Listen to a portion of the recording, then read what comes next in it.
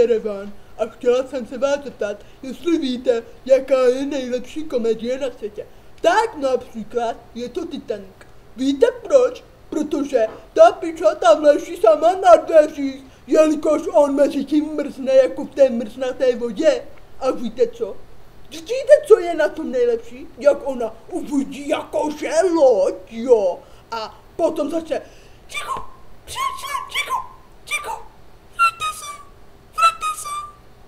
pak skočí jakože do té vody studený. Plave. No prostě furt jakože plave, jo. Nejde tam u toho baru jsou píšťálkou, co má v té pusině. A zase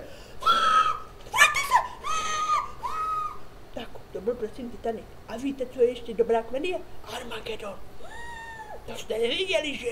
Tak Armageddon je dobrá komedie, protože jak nevím, jak se jmenuje, prostě Ben Affleck, jo, jde dolů tím výtahem a jde s ním Harry, jakože ten tata od té prostě černovlasé s tím prstníkem na tom prstě, jo, a prostě se měli rozhodnout, kdo z nich umře. To je sranda, že? Ale to není ono ještě, co jsem chtěl říct. Prostě, teď se dohadují, mám se vřít, nemám se vřít, no to nevadí jako, a teď, ne, hej, to je můj úkol, ne, tvůj úkol je mi postrat se mě dceru, mám tě rád, Harry, mám tě rád taky. Tak to bylo prosím vše, to byly největší 2 komedie, bye.